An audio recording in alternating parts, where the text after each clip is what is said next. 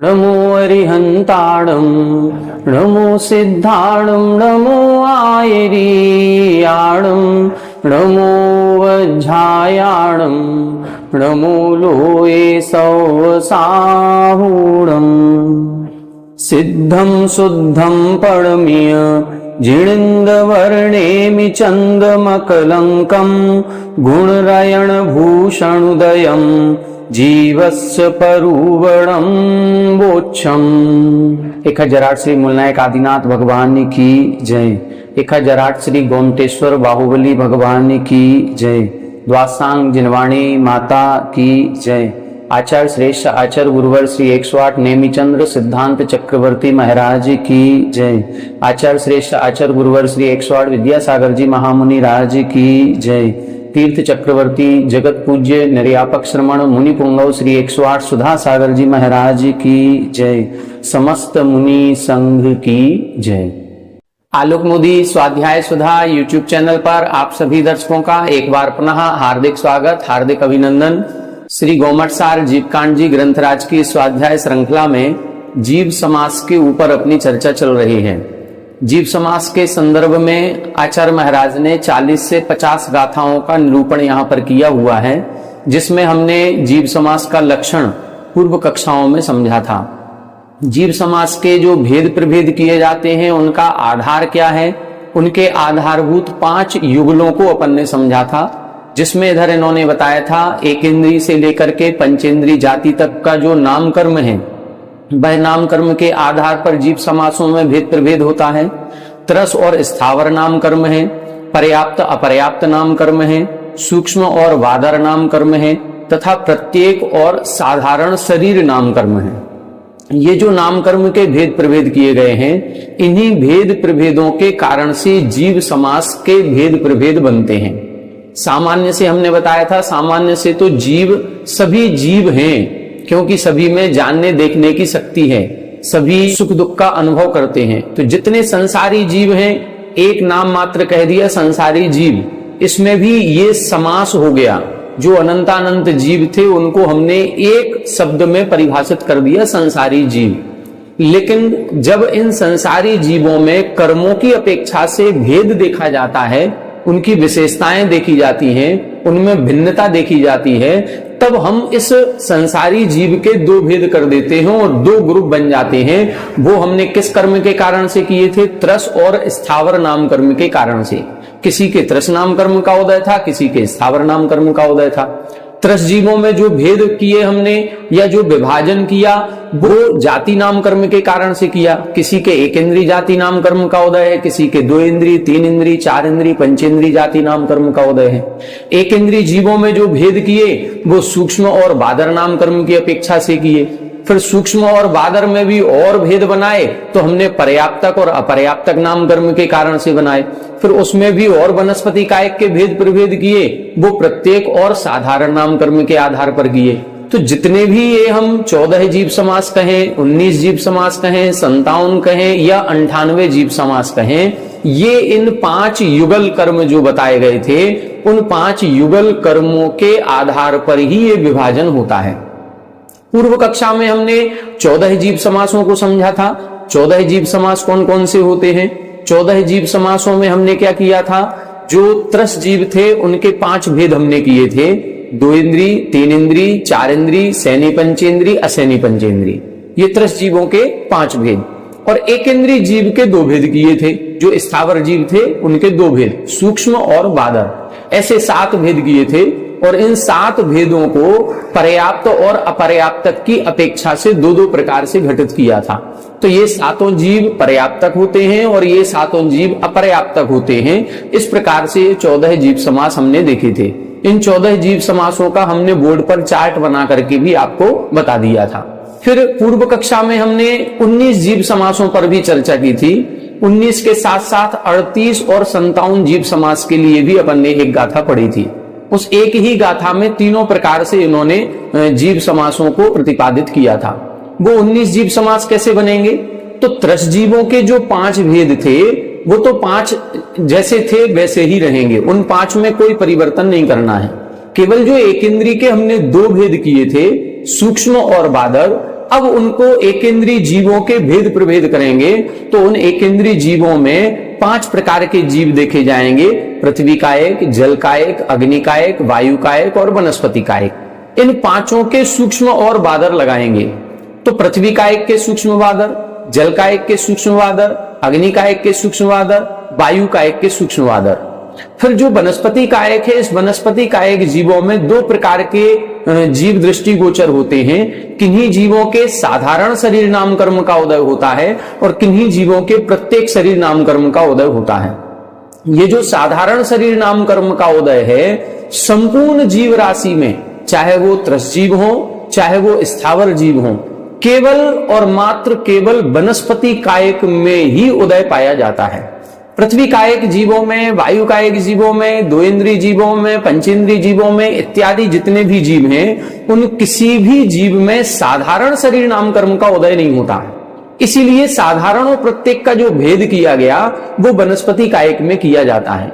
जो 2 इंद्रिय, 3 इंद्रिय, 4 इंद्रिय, पंचेंद्रिय जीव हैं या पृथ्वी, जल, अग्नि, वायु हैं, ये तो प्रत्येक शरीर नाम कर्म वाले ही होते हैं। ये हमने पूर्व कक्षा में भी आपको बहुत अच्छी तरह से बताया था। अब जो साधारण शरीर नाम कर्म वाले जीव हैं, ये भी 2 प्रकार के होते हैं। एक ऐसे साधारण शरीर वाले जीव हैं जो अनादि काल से इसी साधारण शरीर में निवास कर रहे हैं। साधारण शरीर में निवास करने का मतलब जिन्होंने अभी तक प्रत्येक शरीर नाम कर्म का उदय प्राप्त ही नहीं किया, ऐसे जीवों को हम नित्य निगोदिया जीव कहते हैं। जिनके साधारण शरीर ही मिल रहा है, मतलब एक शरीर ऐसा मिलता है जिसके अनेक जीव स्वामी होते हैं। बस वो अनेक जीवों का एक साथ जन्म होता है, एक साथ मरण होता है, फिर जन्म हुआ, फिर मरण हुआ, फिर जन्म हुआ, फिर मरण हुआ, ऐसा वो शरीर उनको मिलता रहता है, छूटता रहता है। उनको अभी तक दूसरी पर्याय प्राप्त नहीं हुई, ना वो पृथ्वी का एक बने, न जल का एक बने, न वायु का एक, न अग्नि का एक, न 2 इंद्रिय, 3 इंद्रिय, 4 इंद्रिय, पंचेंद्रिय आदि जीव, कुछ भी पर्याय उनको प्राप्त नहीं हुई। ऐसे जीवों को हम नित्य निगोदिया कहते हैं। इतर निगोदिया किसे कहते हैं? ऐसे साधारण शरीर नाम कर्म वाले जीव जिनको ये सारी पर्याय प्राप्त हो गई थी और वो पर्याय प्राप्त करके वो पुनः निगोद पर्याय में पहुंच गए, पुनः साधारण शरीर नाम कर्म का उदय जिनके आ जाता है, उनको हम इतर निगोदिया या चतुर्गति निगोदिया जीव कहते हैं। ये दोनों प्रकार के जीव कहां हैं? तो ये चाहे नित्य निगोदिया जीव हो, चाहे इतर निगोदिया जीव हो, ये तीनों लोकों में भरे पड़े हैं।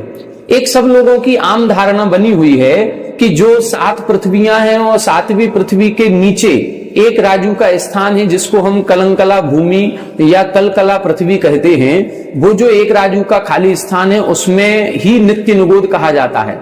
कई सारे मैप वगैरह ऐसे बने हुए हैं जहां पर नित्य निगोद लिख दिया जाता है। तो सभी आम लोगों की ये धारणा है कि नित्य निगोदिया जीव तो वहीं रहते हैं। नहीं, वो स्थान एक ऐसा स्थान है जहां त्रसजीव नहीं पाए जाते।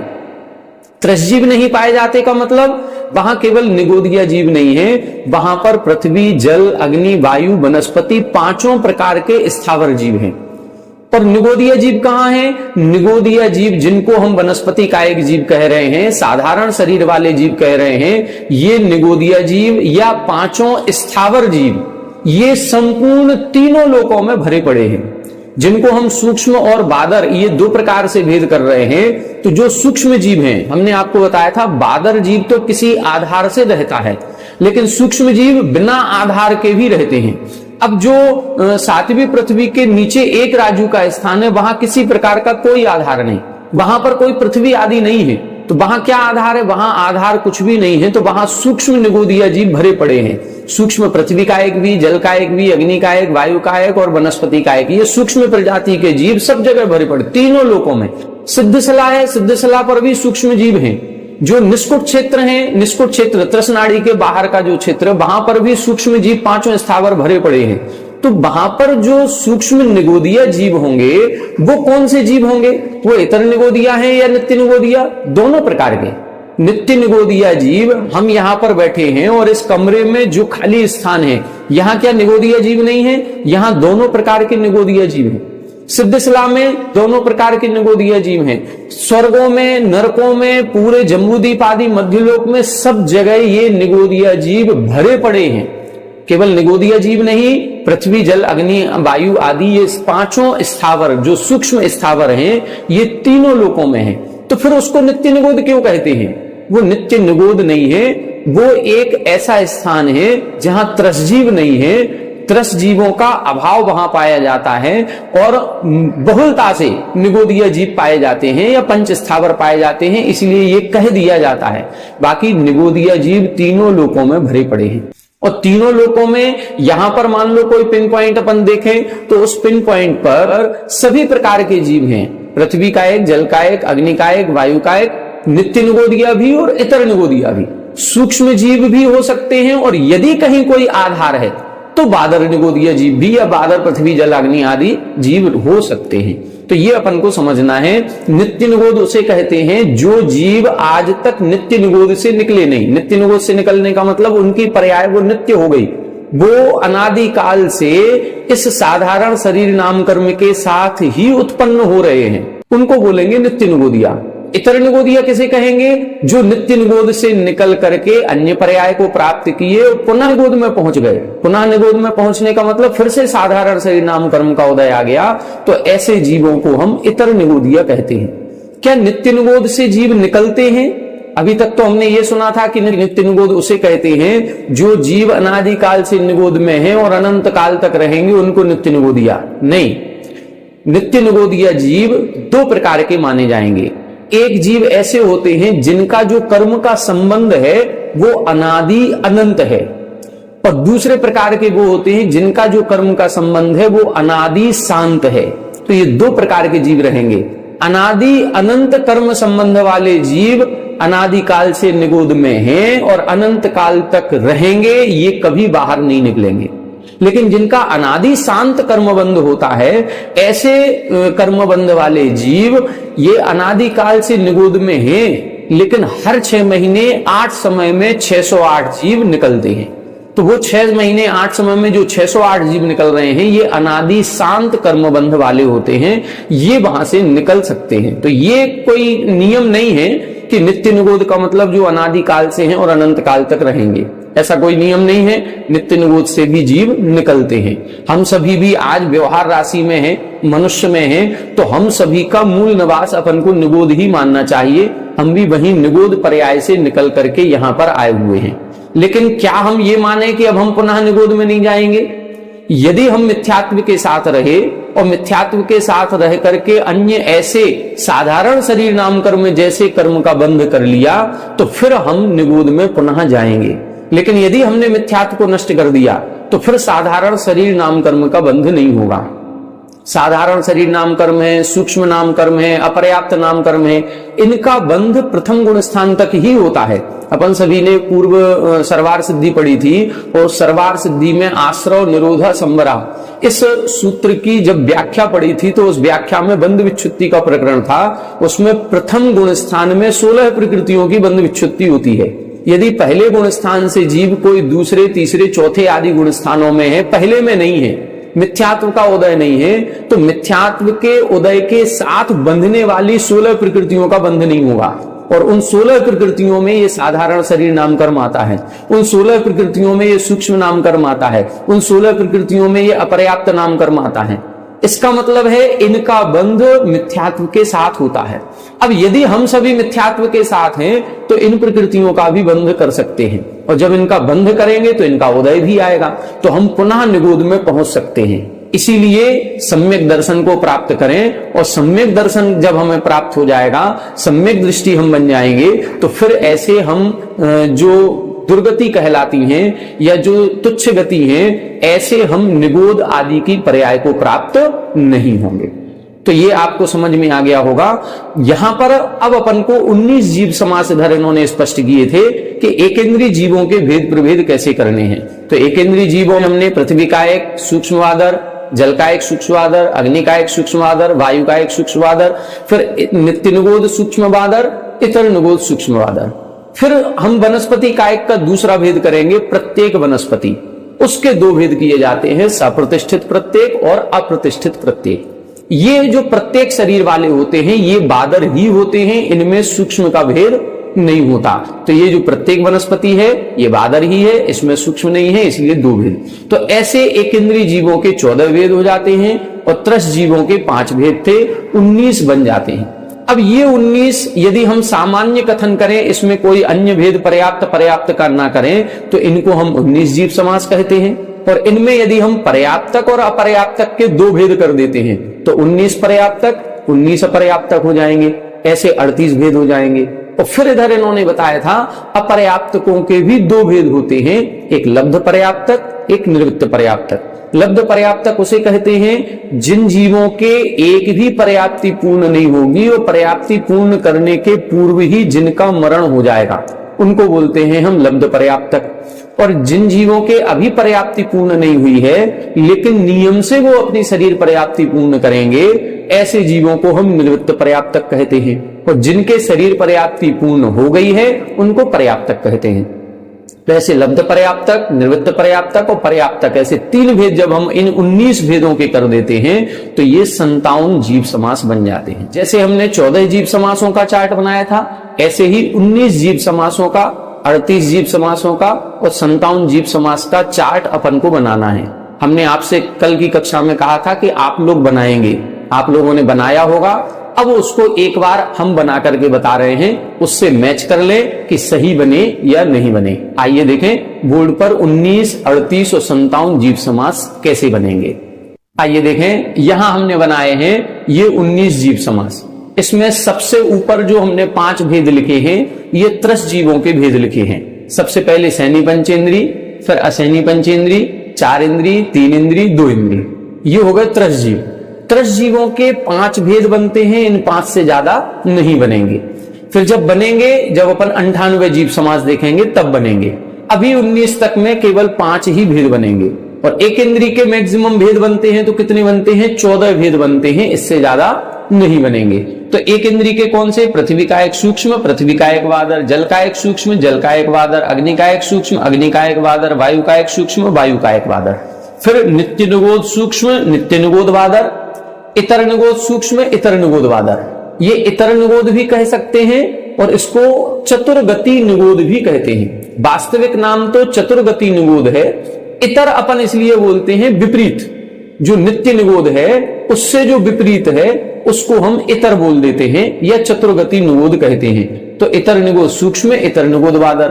और फिर सप्रतिष्ठित प्रत्येक, अप्रतिष्ठित प्रत्येक, ऐसे ये 19 भेद हो गए। ये 19 भेद आप लोग लिख लें। अब इन 19 भेदों में यदि हम पर्याप्तक और अपर्याप्तक ऐसे 2 कॉलम बना देंगे, 19 भेदों के सामने पर्याप्तक लिखें और फिर से ये 19 लिख करके उनके सामने अपर्याप्तक लिखें तो 38 भेद हो जाएंगे। फिर यदि हम 3 कॉलम बनाएं, पहले कॉलम में 19 भेद पर्याप्तक, दूसरे कॉलम में 19 भेद लब्ध पर्याप्तक और तीसरे कॉलम में 19 भेद निर्वृत्त पर्याप्तक करेंगे तो फिर 97 जीव समास के भेद हो जाते हैं। ये अपना विषय कल हो गया था। अब आज की कक्षा में अपन आगे का विषय देखेंगे। ये विषय का रिवीजन इसलिए कर रहे हैं क्योंकि आगे अभी करीब करीब 10 से 12 गाथाओं में यही वर्णन आएगा, इसी जीव समास का वर्णन आएगा। और एक बार ये जीवों के भेद प्रभेद समझ में आ जाएंगे तो आगे का विषय और आसान हो जाएगा। बस ये एक बार अपन को समझना है, इसीलिए इसका बार बार रिवीजन कर रहे हैं, जिससे ये अपन अपने दिमाग में फिट कर लें कि जीवों के भेद प्रभेद इस प्रकार से होते हैं। आइए देखें, अब अगली गाथा देखते हैं।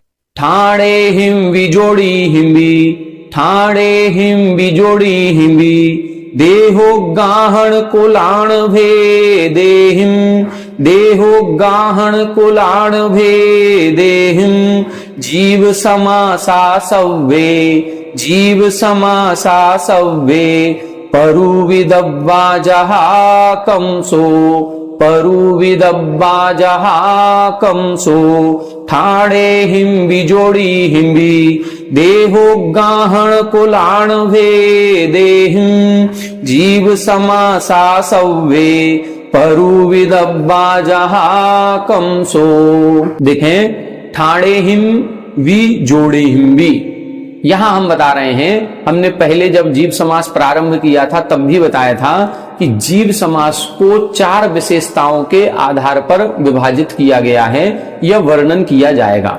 4 विशेषताएं कौन कौन सी हैं? सबसे पहले स्थान की अपेक्षा से, दूसरा योनि की अपेक्षा से, तीसरा जीव के शरीर की अवगाहना की अपेक्षा से और चौथा कुल की अपेक्षा से।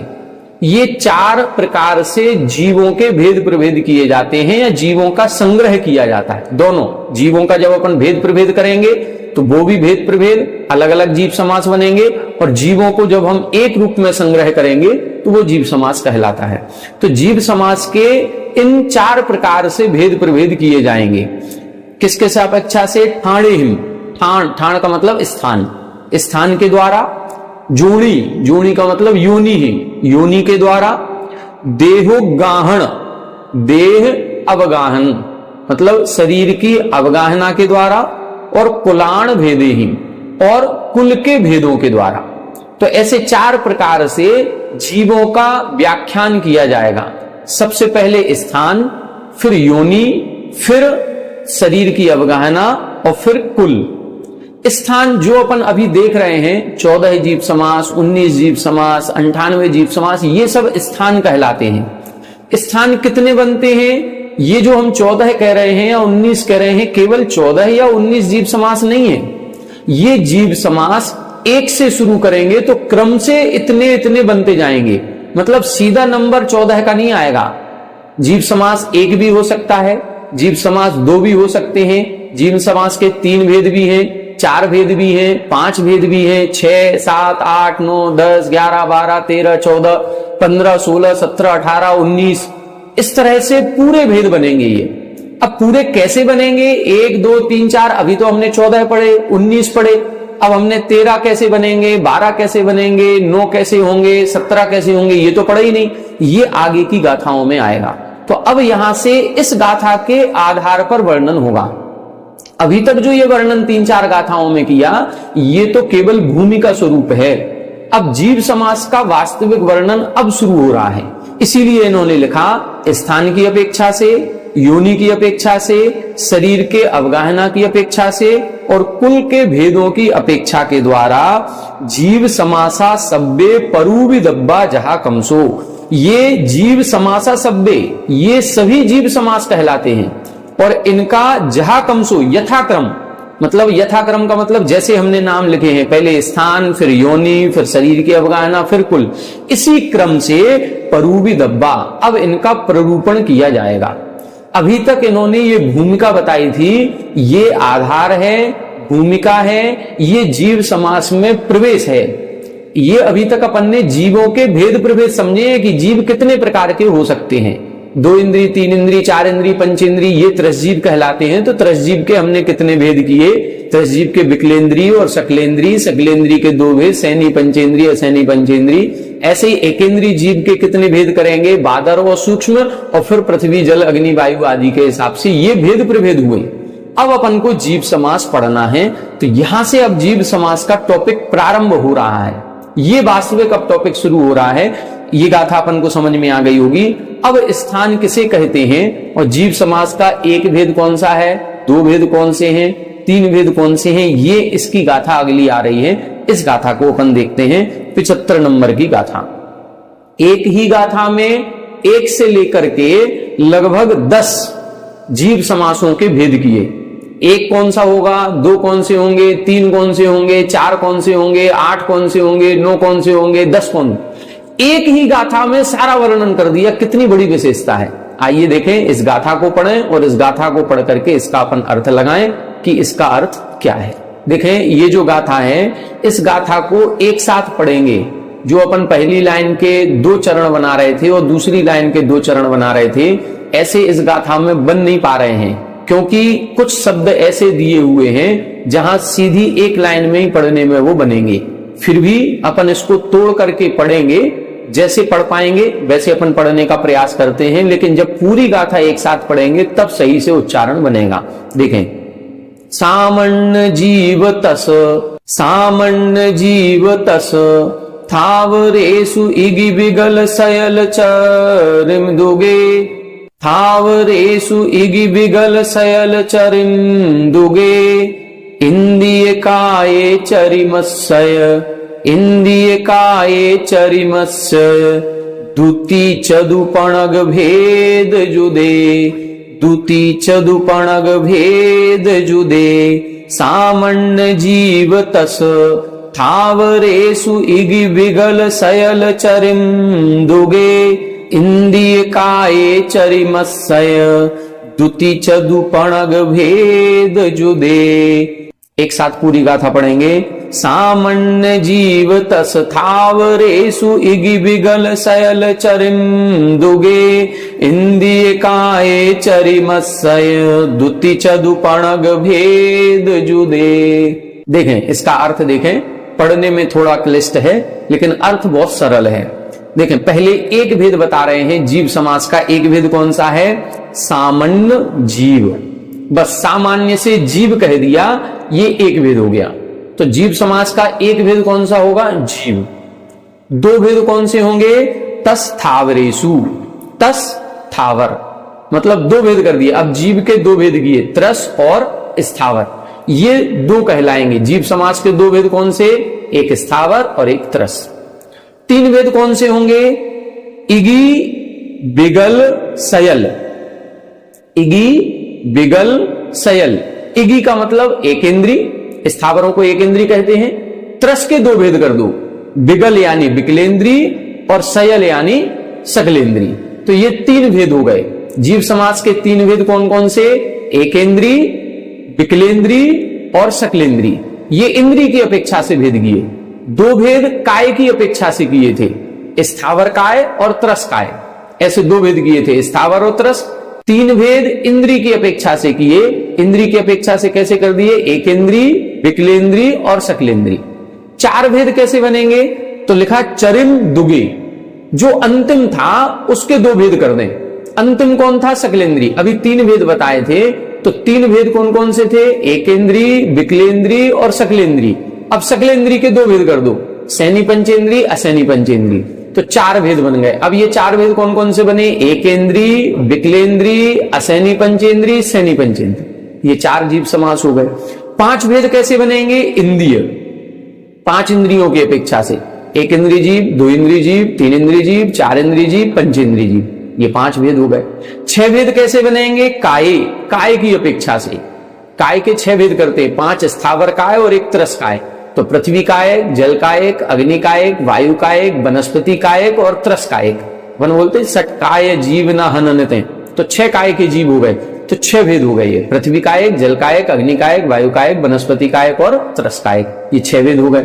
अब सात भेद कैसे करेंगे?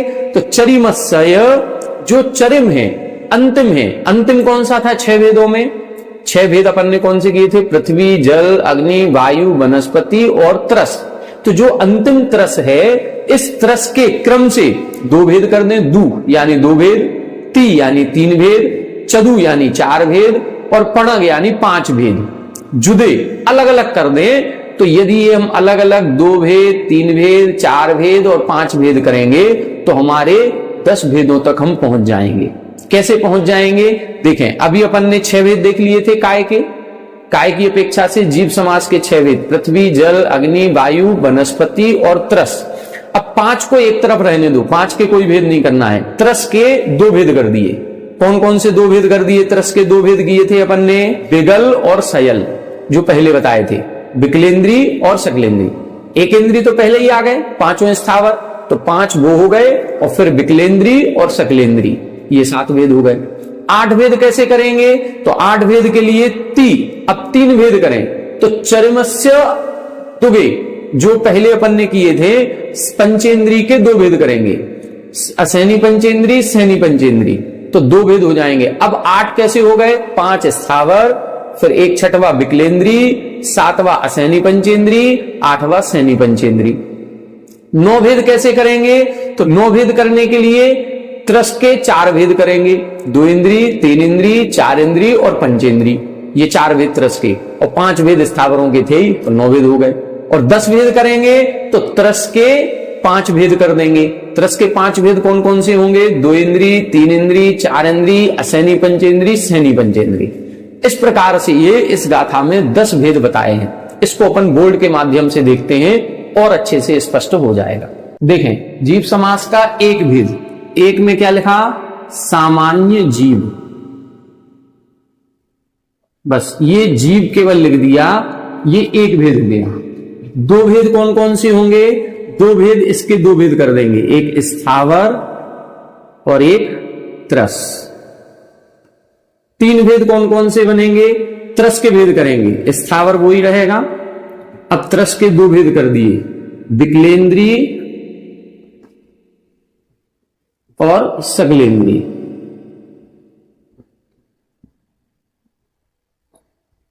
ठीक है, अब क्या करेंगे? चार भेद करेंगे। चार भेद करने के लिए अब सकलेंद्री के दो भेद कर दें। ये स्थावर, स्थावर का मतलब एक इंद्री, एक इंद्री जीवों को ही स्थावर कहते हैं। तो अपन स्थावर भी लिख सकते हैं, एक इंद्री भी लिख सकते हैं। तो स्थावर हो गया, और फिर इसके बाद विकलेंद्री हो गया, और फिर सकलेंद्री के दो भेद, असेनी पंचेंद्री और सैनी पंचेंद्री। ये चार भेद हो गए। पांच भेद कैसे बनेंगे? पांच भेद अपन बनाएंगे, एक इंद्री, द्विइंद्री, त्रिइंद्री, चतुरिंद्री और पंचेंद्री। ये इंद्री की अपेक्षा से ये पांच भेद हो गए, ये चतुरिंद्री और ये पंचेंद्री। फिर छह भेद कैसे बनाएंगे? तो छह भेद में अब एक इंद्री के पांच भेद करना है। अब छह भेद बनाने के लिए एक इंद्री के पांच भेद किए, पृथ्वी, जल, अग्नि, वायु और वनस्पति। ये पांच ये हो गए, और एक हो जाएगा त्रसकाय। त्रसकाय ये हो गए कायक वाले। तो काय की अपेक्षा से ये छह भेद बन गए। अब सात भेद करना है, तो सात भेद में ये पांच तो एज इट इज रहेंगे, ये पृथ्वी, जल, अग्नि, वायु। तो पांच हो गए अपने स्थावर। ठीक है, पांच स्थावर हो जाएंगे, प्लस अब त्रस के दो भेद करें, तो त्रस के इधर से दो भेद ये सेम उठाना है अपन को, जो अपन ने इधर लिखे थे। त्रस के दो भेद, विकलेंद्री, सकलेंद्री।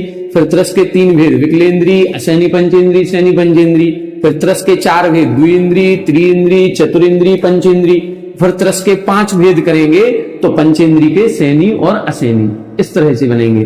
अब क्या किया? पांच स्थावर हो गए, और फिर क्या हो गया इधर? विकलेंद्री और प्लस सकलेंद्री। ये दो भेद हो गए, तो सात हो गए। आठ करने के लिए क्या करेंगे? पांच स्थावर प्लस अब सकलेंद्री के दो भेद कर देंगे, तो विकलेंद्री और फिर असैनी और सैनी। फिर नौ भेद करेंगे, तो क्या करेंगे? पांच स्थावर प्लस दो इंद्री, तीन इंद्री, चार इंद्री, पंचेंद्री। तो इधर दो प्लस तीन इंद्री प्लस चार इंद्री प्लस पांच इंद्री। और फिर इधर जब 10 भेद करेंगे, तो फिर ये जो पांच इंद्री अपन ने लिखा है, इसके सैनी और असैनी कर देंगे। तो ऐसे एक ही गाथा में इन्होंने ये 10 भेद बता दिए।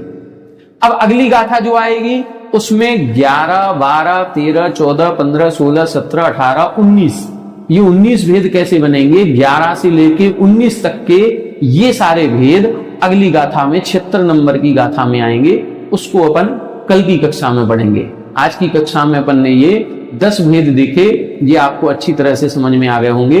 एक बार फिर से इसका अपन आप लोग चार्ट बनाएं, घर पर प्रैक्टिस करें और देखें कि जीवों के भेद प्रभेद कैसे कैसे बनते। तो आज की कक्षा में इतना ही। अगली कक्षा में अपन बाकी के 11 से लेकर के 19 तक के जीव समास किस तरह से बनते हैं, उसकी चर्चा आगे की कक्षा में आएगी। उसको अपन कल करेंगे। आप सभी हमारे साथ बने रहें। सभी को जय जय।